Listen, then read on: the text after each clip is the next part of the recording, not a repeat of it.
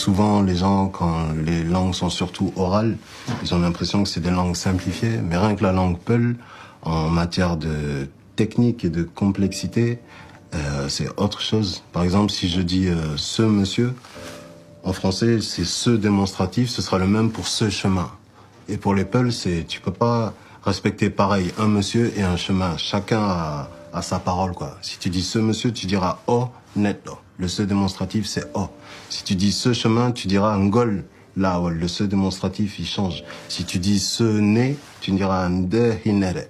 Le ce démonstratif, il change. Si tu dis cette eau, tu diras dam, diam. Le ce, ça devient dam. Et il y en a 21 ou 26 différents. Le pluriel en français, c'est un S. Dans ma langue, c'est un autre mot. Cet homme, ogorko, ces hommes, eworbe. Ça n'a plus rien à voir. Et ça multiplie le lexique, ça multiplie le vocabulaire. Même la conjugaison, c'est un truc de malade dans cette langue. Chaque langue correspond à une interprétation du monde, à une manière de voir la vie. Ça correspond à une philosophie, ça correspond à des valeurs, ça correspond à des concepts clés. C'est pourquoi traduire un mot d'une langue à une autre, ce mot perd forcément le sens qu'il a au départ. Vous voyez?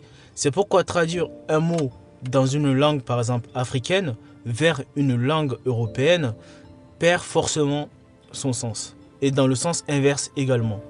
C'est le cas, par exemple, pour le mot chasseur, qui est interprété dans la langue mandingue ou dans l'espace mandingue comme étant le mot dosso. Ça ne recouvre pas tout à fait le même rôle. Un chasseur par rapport à la langue française et un dosso n'ont pas les mêmes rôles sociaux.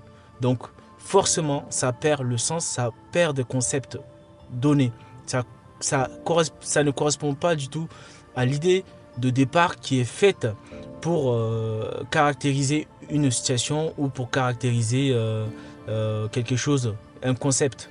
Donc c'est le cas aussi que l'on peut remarquer dans d'autres langues africaines, comme c'est le cas pour le pulaar.